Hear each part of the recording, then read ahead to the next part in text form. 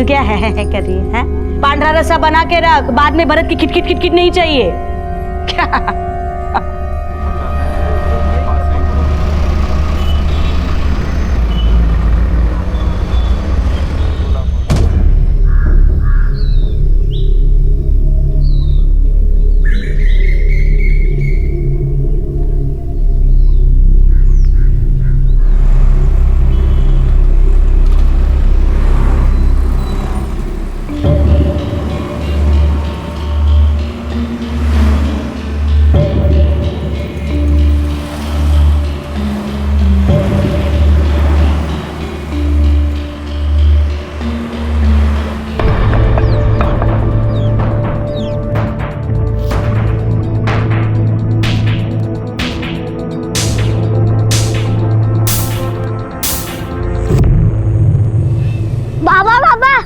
आजोबा है, साथ में मेहमान भी है।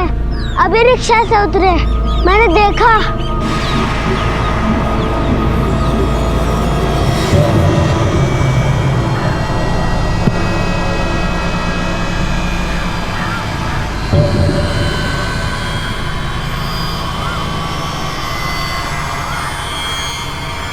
₹40 हो गए। आई ये देख। आई बाबा उस औरत और उसके बेटे को लेके घर आए।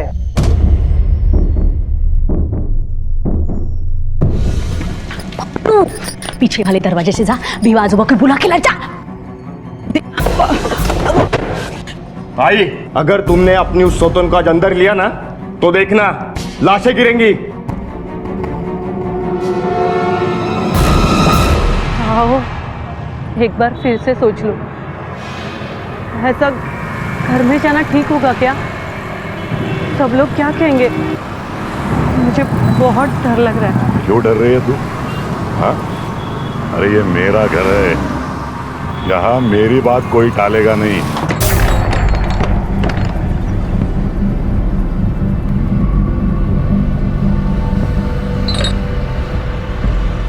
मुक्ता, भरत, दरवाजा खोल दो वरना अच्छा नहीं होगा।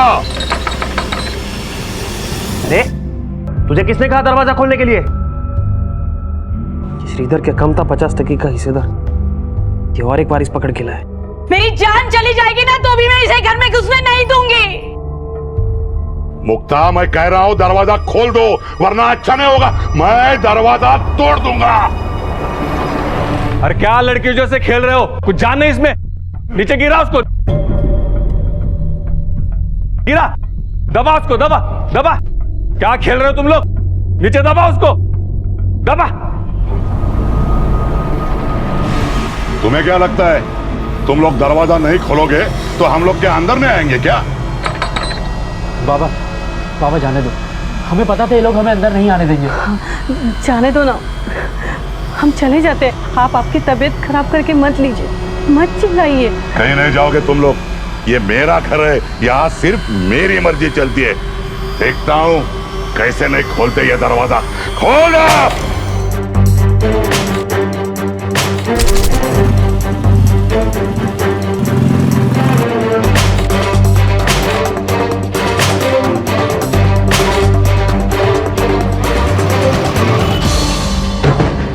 बाबा जाने दीजिए। अरे कैसे जाने दो? आज तो यह दरवाजा मैं तोड़ के रखूंगा।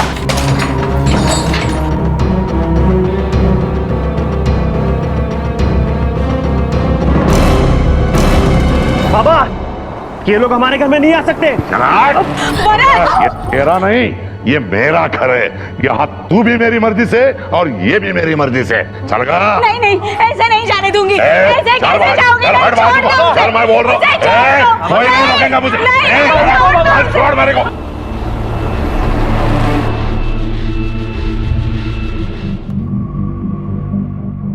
अरे अरे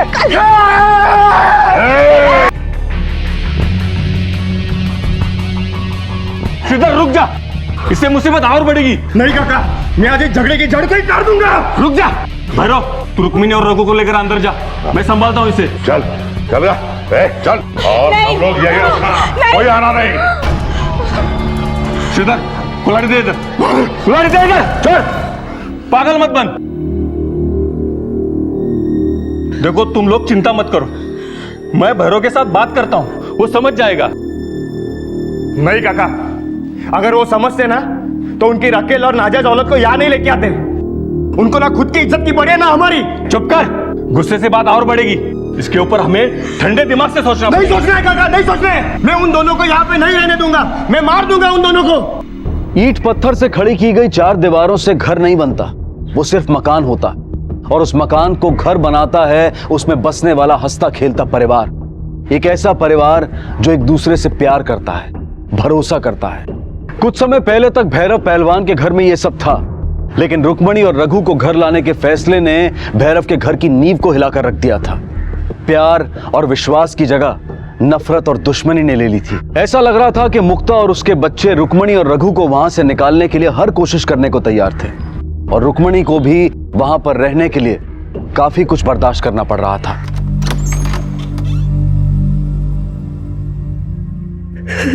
क्या हुआ? क्यों रो रही है? किसी ने कुछ बोला क्या? अरे कुछ बोलो भी, कैसे समझेगा?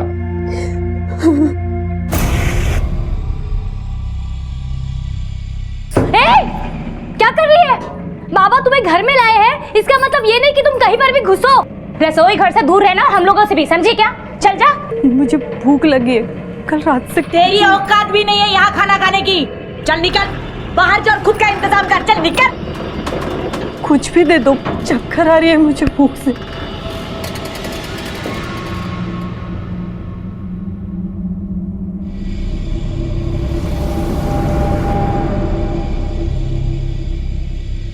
ले खा।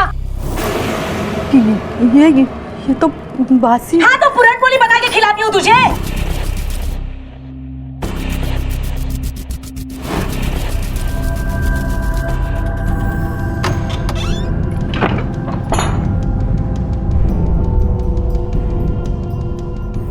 क्या कर रहे हो? हट। अरे कहाँ जा रहे हो? सुनो ना मेरी बात, क्यों जा रहे हो ऐसे? हाँ वहां मत जाओ, सुनो ना।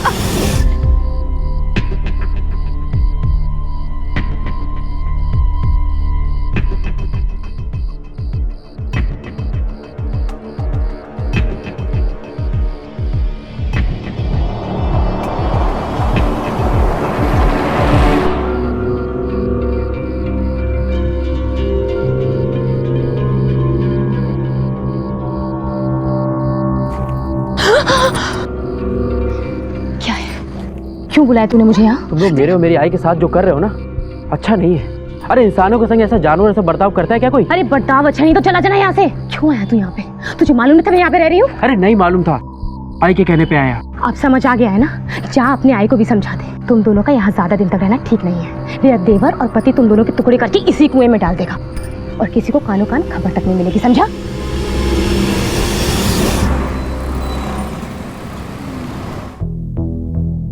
देखो, तुम्हें उस औरत से कोई खतरा नहीं, लेकिन उसके बेटे से खतरा है। भैरव जी से उनका खून का रिश्ता है और वो प्रॉपर्टी का हिस्सा मांग सकते हैं। अरे ऐसे कैसे उसका हिस्सा है सर? मेरे बाबा ने तो अब तक उस औरत से शादी भी नहीं की है। पर वो भैरव की औलाद है, कर सकते हैं ना साबित। हुआ ना वारिस, कोर्ट उसके हक में ही फैसला दे सकती है। बात कोर्ट तक जाएगी ही नहीं, मैं उसके पहले उसको मार दूंगा।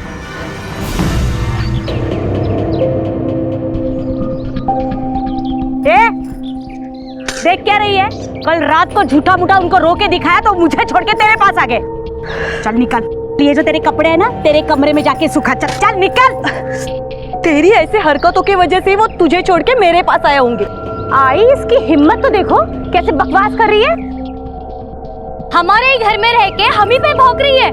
वाह, तुम दोनों मुझसे बहुत छोटी हो, जरा तमीज से बात करो।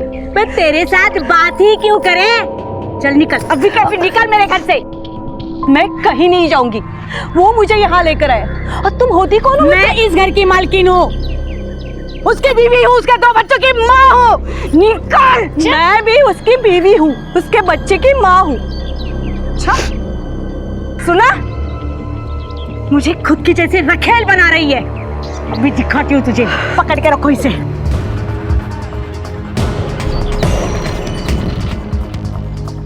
खड़ी रह चुपचाप, बकवास मत कर। सोड दे मला।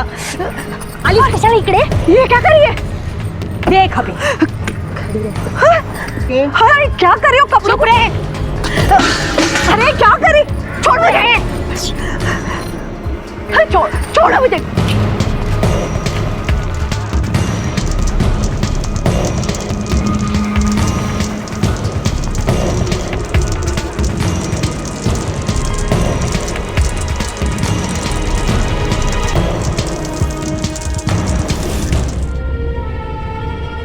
आई ये क्या कर रही है?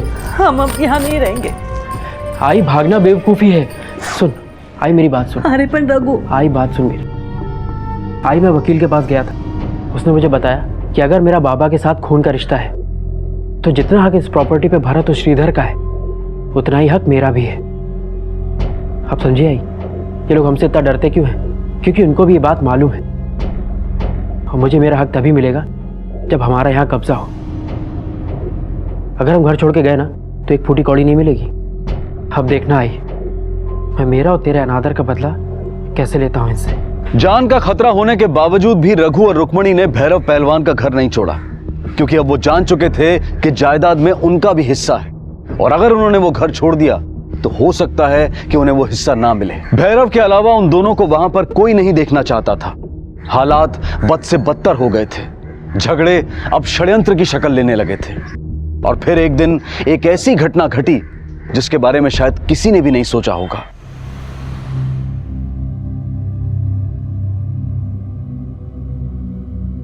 देख भैरव, अब भी कुछ नहीं बिगड़ा। मेरी बात मान, रुक्मिणी और रघु को कहीं दूर और जगह रख ले। शुरू से ही दूर थे, अब उन्हें घर लाया। विवाह, रुक्मिणी मेरी पत्नी है और रघु वो तो मेरा खून है, बेटा है मेरा। अब मैं उन्हें अपने से दूर नहीं रख सकता।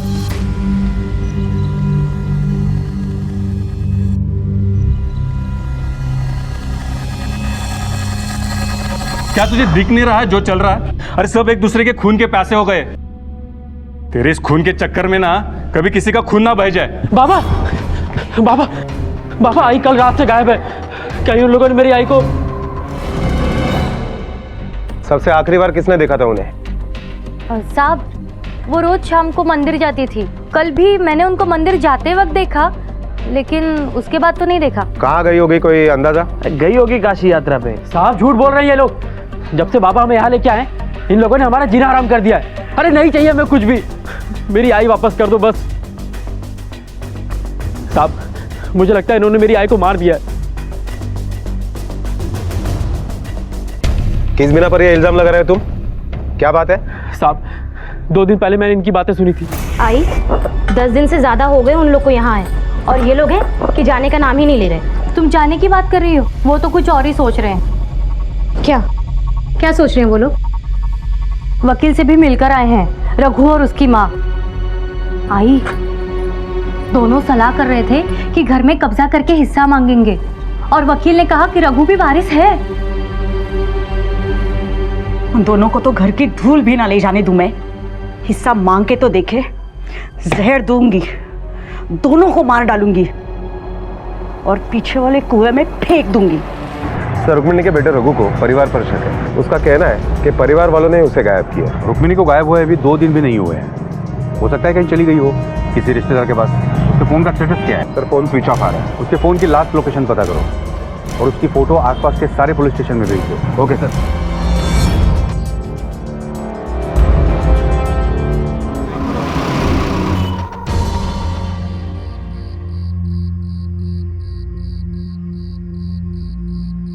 बाबा मुझे आपसे कुछ बात करनी है। प्रॉपर्टी के हिस्से कर दो, मुझे पैसों की बहुत जरूरत है और आजकल जैसे घर में। हिस्सा चाहिए तुझे? क्या कर रहे हो? हिस्सा चाहिए बाबा, तुझे? आए। हिस्सा चाहिए क्या तुझे? हाँ? हिस्सा चाहिए तुझे? छोड़ो उसे, छोड़ो उसे। अपना बच्चा है ना, अपने बच्चे को मार डालोगे क्या? जब से वो औरत इस घर में आई है ना तब से आप कर रहे हो। सुन ले, ये उसका भी घर है। अब तो मुझे भी ये लग रहा है कि तुम लोगों ने उसे मार दिया है। अब तक तो नहीं किया है, पर अगर वो लोग हमारी बर्बादी के बारे में सोचेंगे ना तुम दोनों माँ बेटों को गायब कर दूंगा, चाहे मुझे फांसी क्यों ना हो जाए। माँ बेटों को गायब कर देगा तो मैं समझाती हूँ, चल ना। मुझे पैसे चाहिए। नहीं, चल। पैसों की जरूरत है। अरे चल तू।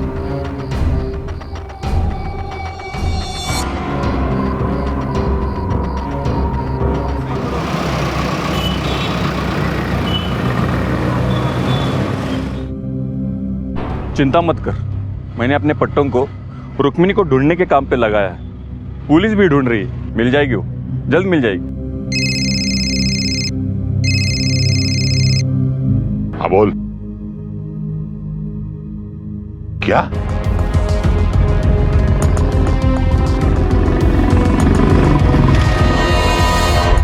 क्या हुआ था आपके साथ, कुछ याद है?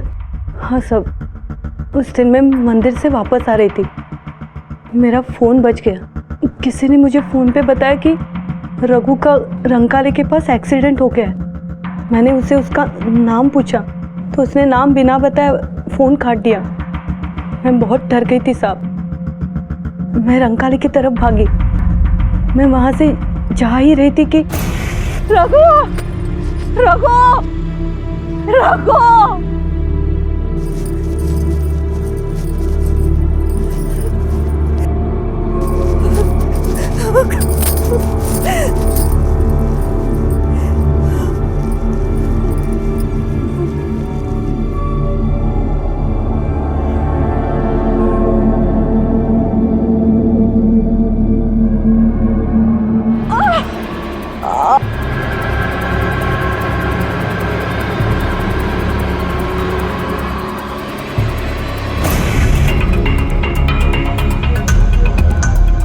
तो कहाँ थी आप 2 दिन तक? एक दिन तक मैं उसी खेत में बेहोश पड़ी रही।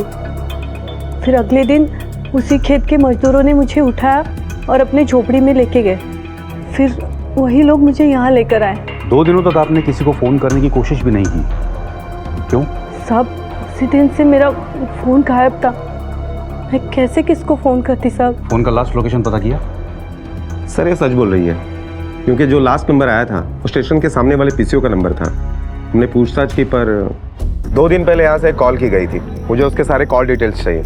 2 दिन पहले दुकान पर कौन था? मैं ये पीसीओ संभालता हूँ। यहाँ तो लोग बहुत आते जाते हैं, कैसा पता चलेगा किसने कॉल किया? और मैं तो अंधा हूँ, मैं कैसे बता सकता हूँ आपको?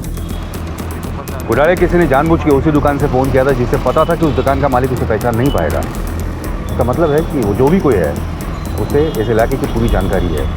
वो ये भी जानता है कि रुक्मिणी शाम को मंदिर जाती है। बुढ़ाड़े कोई घर का ही आदमी है। सर लेकिन हमारे पास कोई एविडेंस तो है नहीं। कोई बात नहीं, आज नहीं है, कल ज़रूर मिलेगा।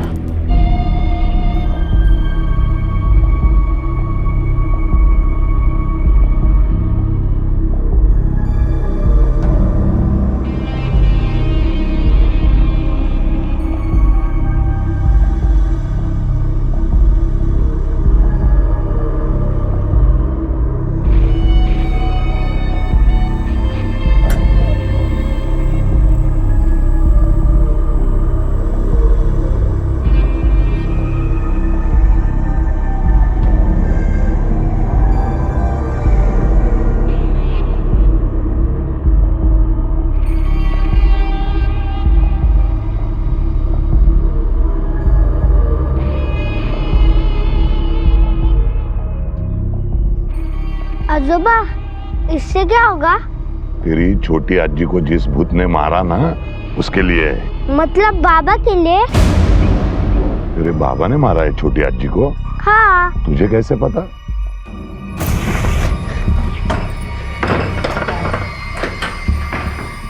क्या हुआ तुम्हें? इतना पसीना क्यों आ रहा है? तबीयत तो ठीक है ना तुम्हारी? ठिकाने लगा दिया। क्या? किसे? रघु की माँ को। एक मार में ही सो गई वो। अब उस रघु की बारी है।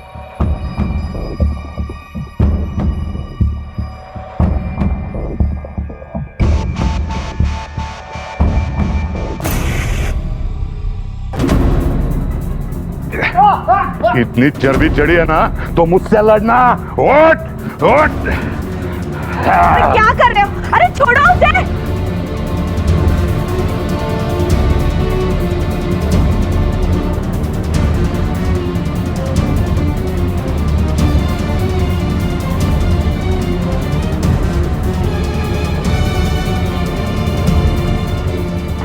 शादी का आखड़ा बना दिया है क्या घर को? अरे चल उठ। आओ साथ में बहुत बताओ। जल्दी है ना तुझमें। श्रीधर, आजा बेटा।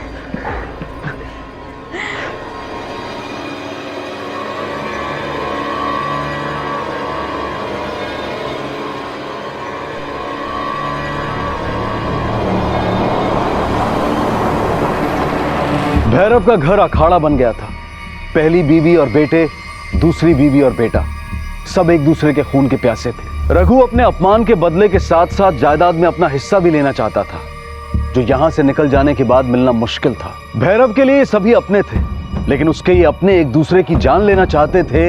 ये देखकर भैरव के सर पर दुखों का पहाड़ टूट पड़ा था। उसे समझ में आ गया था कि यहाँ पर रघु और रुक्मणी की जान को खतरा है। उसने उन दोनों को इस खतरे से दूर रखने की कोशिश भी की, लेकिन रघु और रुक्मणी ने ये घर छोड़कर जाने से इनकार कर दिया। लालच ने सबको अंधा कर दिया था, और आखिरकार इसी लालच और अंधेपन में वो घटना घटी जिसका सबको डर था। सर ये तो भैरव पहलवान का बेटा है। कुछ मिला इसके आसपास? नहीं सर, मोबाइल पर्स वगैरह सब गायब है। शिंदे सर, इसका पंचनामा करो और बॉडी पोस्टमार्टम के लिए भेज दो, और आसपास के लोगों से पूछताछ करो, किसी ने शायद कुछ देखा हो। Okay sir. 4 दिन से तुम्हारा बेटा गायब था, तो तुमने मिसिंग कंप्लेंट क्यों नहीं दर्ज करवाई? क्या है ना साहब, रघु तो 4 दिन इधर तो 4 दिन कहीं बाहर रहता था। यही चलता था उसका। छोटे मोटे ठेके उठाता था, तो कभी आता था कभी जाता था। आज नहीं तो कल उसके साथ ये होना ही था। घर के बाहर भी काफी लफड़े थे सब उसके। मतलब घर में भी लफड़े थे उसके? किसके साथ?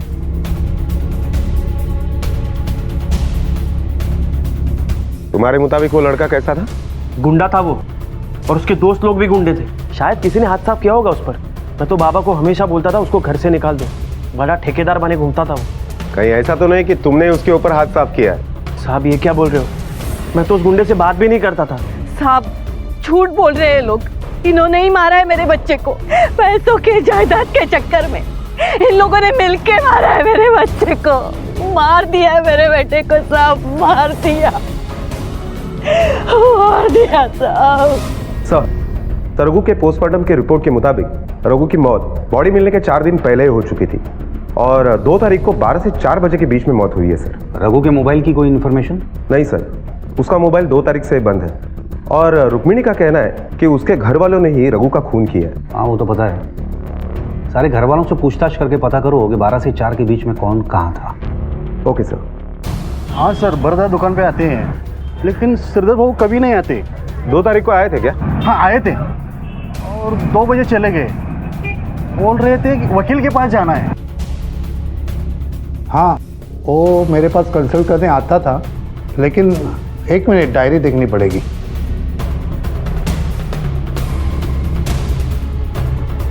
हाँ, लेकिन 2 तारीख को नहीं आए थे। चल बता, 2 तारीख को 2 बजे कहाँ था तू? साहब मेरी वकील के साथ अपॉइंटमेंट थी, मैं वहीं पे गया था। अब सच बता, तेरे वकील को पूछा था, तू वहां नहीं था। कहाँ था तू? सब मैं वो बारी में तमाशा देखने गया था। चाहे तो वहाँ के मैनेजर को पूछ लो साहब। तो पहले झूठ क्यों बोला? सब वो बीवी को अच्छा नहीं लगता मैं तमाशा देखने जाता हूँ, इसीलिए झूठ बोला। अब सच बता, रघु को किसने मारा? सब वो श्रीधर ने मारा है उसको। तेरे कैसे मालूम? सब क्योंकि मैंने उसकी बीवी को और रघु को साथ में देख लिया था। क्या बकवास कर रहा है? बकवास नहीं कर रहा हूँ, जो देखा वही बता रहा हूँ। और यहाँ मेरा गिरेबान पकड़ने से क्या होगा? हाँ, अगर करना ही है तो उस रघु का जाके कुछ कर। मैं अब उसकी गर्दन धड़ से अलग कर दूंगा। क्या बोला था तूने भरत को? गर्दन काट देगा तू रघु की? मार दिया ना तूने उसे?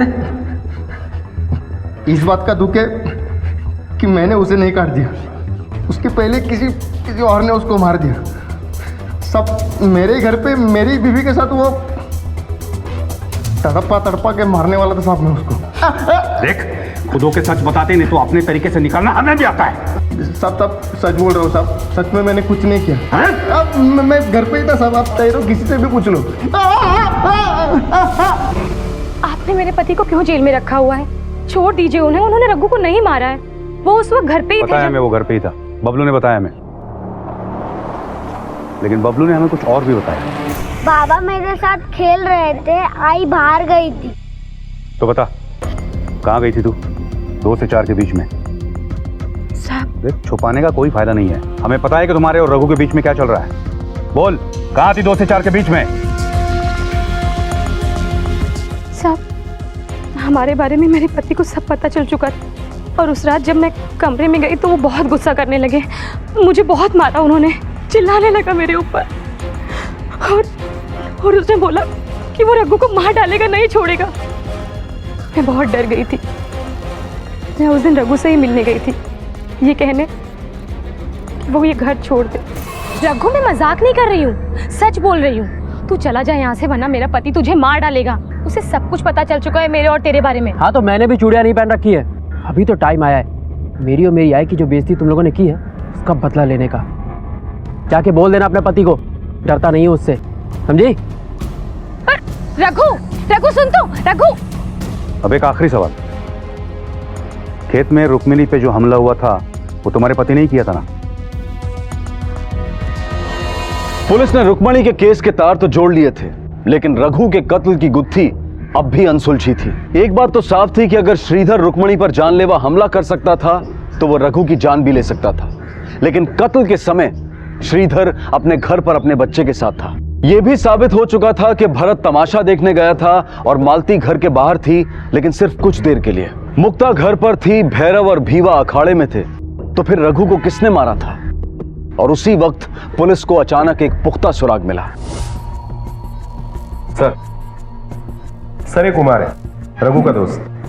पिछले 10 दिन बाद अभी दिल्ली से आया हूँ। आने के बाद पता चला कि रघु का खून हो गया है। जहाँ तक मुझे याद है, मैंने पिछले 2 तारीख को उसे देखा था जब मैं दिल्ली जा रहा था। साहब, रघु पीछे बैठा था, बाइक कौन चला रहा था ये मैंने देखा नहीं, मतलब मैंने इतना ध्यान नहीं दिया। और मुझे क्या पता कि मैं आखिरी बार रघु को देख रहा हूँ। बाइक तो पता होगी, कौन सी थी?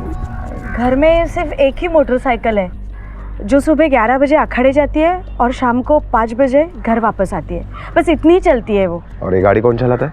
विवाह बहू, क्योंकि मेरे पति के घुटनों में दर्द है ना, नहीं चला सकते। सिर्फ अखाड़े ही जाते हैं या और कहीं?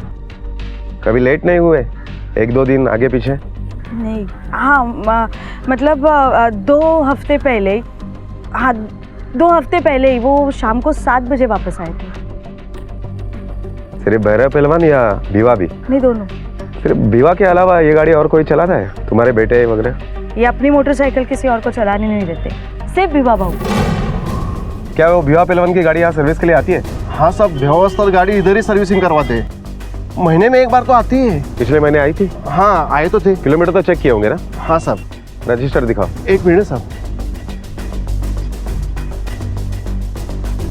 ये देखो।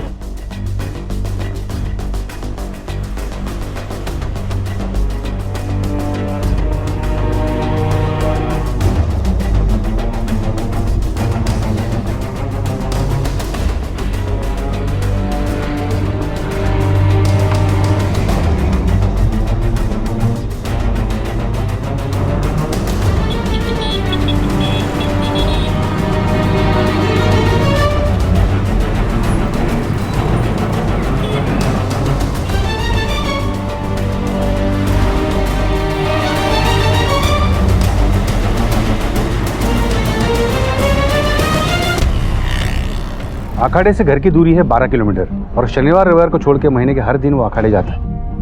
का मतलब हो गया 22 दिन के हो गए 528 किलोमीटर और मैकेनिक के रजिस्टर के हिसाब से बाइक चली है 586 किलोमीटर। उसने लगभग 58 किलोमीटर बाइक ज़्यादा चलाई है। और रघु की लाश अखाड़े से कितनी दूर पाई गई? 29 किलोमीटर सर। और बाइक चलाता है भीवा। बोलो, किसने मारा तुम दोनों में से? बोलना शुरू करो। देखो इंस्पेक्टर साहब, ऐसे आप जबरदस्ती हमसे कुछ भी नहीं बुलवा सकते। अगर मेरे पट्टों को पता चल गया ना तो ये पूरा पुलिस स्टेशन जला के राख कर देंगे। जलाएंगे? हाँ? जलाएंगे? बता रहे हम बता रहे हैं। छोड़ दो हमें, हमको छोड़ दो।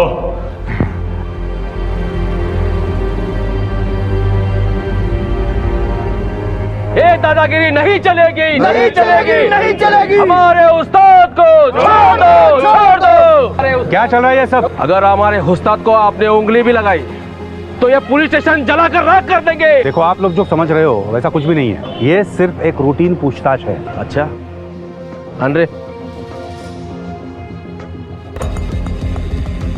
ये हमारे उस्ताद का डिब्बा है, उनको दे देना, क्योंकि हमारे उस्ताद को हर 2 घंटे में कुछ खाने के लिए लगता है। अगर नहीं मिला तो वो भड़कते हैं, इसलिए पहुंचा देना। ठीक है, हम उन्हें दे देंगे, आप फिक्र मत कीजिए। अरे तुम लोग जो ये खाना खा रहे हो वो मेरा खाना है। अरे भूख लगी है मुझे, मेरा खाना मुझे दे दो। माधव को बुला खाना खाने के लिए। हाँ। अरे क्या कर रहे हो तुम लोग? अरे मेरे पट्टों ने मेरे लिए भेजा हुआ खाना है। अरे भूख लगी है मुझे खाना दे दो। चुप रे।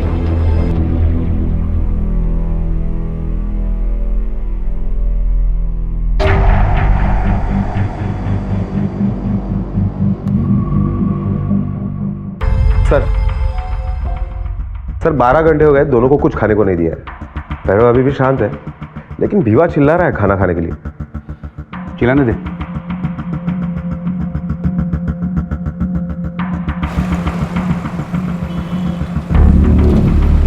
खाना दे दो। सुनो रे, खाना खा लो। अरे ये मेरा खाना है। अरे दे दो मुझे खाना। अरे खाना दे दो मुझे, खाना दे दो। अरे और भूखा नहीं रह सकता, खाना दे दो मुझे।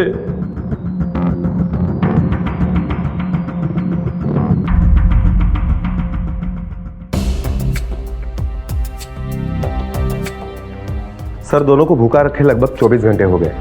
भीवा अब भी कुछ कह नहीं रहा है सिवाय खाना मांगने के। अब अगली चाल चलो, उससे वो बच नहीं सकता। Okay sir.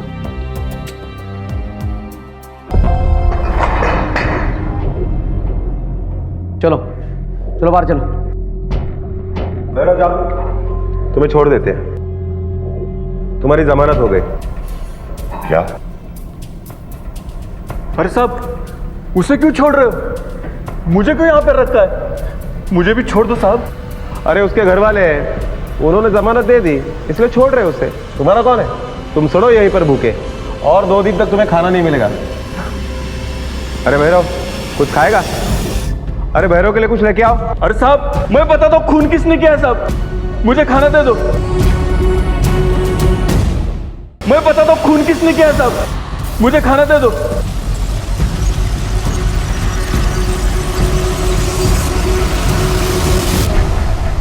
हाँ, मैंने ही रघु को मारा। मैं उसे घर लाया था, मेरे बच्चे मेरे खिलाफ हो गए थे। जिस दिन मुझे पता चला कि श्रीधर ने रुक्मिणी को मारने की कोशिश की, तब मैं डर गया था साहब। अगर मैं रघु को नहीं मारता तो भरत या श्रीधर उसे मार देते। मुझे लगा कि रघु को मारकर मैं अपने दोनों बेटों को बचा लूंगा, इसलिए मैंने उसे अखाड़े बुलाया और जंगल की तरफ ले गया।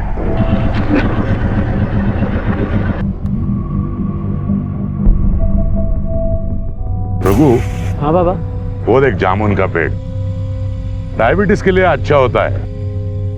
तेरी आई के लिए लेके जाएंगे। तू एक काम कर, तू जामुन तोड़, जब तक मैं एक गाड़ी लगा कर आता हूं। ठीक है बाबा।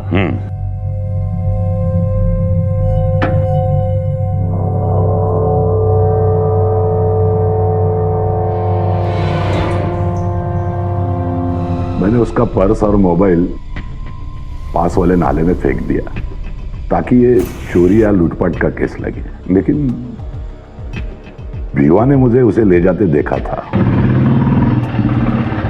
इसलिए मुझे भीवा को सब बताना पड़ा। सच छुपता नहीं है पहलवान, आज नहीं तो कल वो सामने आ ही जाता है। असली गुनहगार था भैरव, जिसने पहले दूसरी शादी की और फिर रुक्मणी और रघु की तरफ अपने गिल्ट से बचने के लिए दोनों परिवारों को एक दूसरे के ऊपर थोप दिया, बिना ये सोचे कि इसका अंजाम क्या होगा। ये कुछ ऐसा ही था जैसे पेट्रोल और आग को एक साथ रखकर यह उम्मीद की जाए कि धमाका ना हो, और इस सब में अपनी जान गंवानी पड़ी बेकसूर रघु को।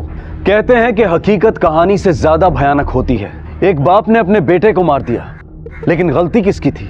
क्या मुक्ता और उसके बच्चों की, जिनके सर पर एक वारिस लाकर खड़ा कर दिया गया, या फिर रघु की, जो अपने पिता के साथ एक सम्मान की जिंदगी जीना चाहता था? भैरव ने एक गलती को छुपाने के लिए इतनी बड़ी गलती की कि सब कुछ तबाह हो गया, और भैरव आज सलाखों के पीछे है। रुक्मणी को भैरव के बेटों ने घर से निकाल दिया। वो आज भी कोल्हापुर की गलियों में भटकती, भीख मांगती नजर आती है। भीवा को गुनाह छुपाने के लिए 5 साल की सजा हुई और भैरव को हत्या के लिए उम्र कैद। याद रखें, रिश्तों को उलझने ना दें, और अगर कभी उलझ भी जाएं तो सही समय पर सही तरीके से उसे सुलझाने की कोशिश करें। अब मैं अनूप सोनी आपसे विदा लेता हूं, फिर मुलाकात होगी अगले एपिसोड में और खुलासा करेंगे एक और जुर्म का। तब तक अपना और अपने परिवार का ख्याल रखें और देखते रहें क्राइम पेट्रोल डायल 100। सबक एक को, सीख हम सबको। जय हिंद। क्राइम पेट्रोल के और भी दिलचस्प कहानी देखने के लिए हमारे चैनल को सब्सक्राइब करें और बेल आइकॉन दबाना न भूलें।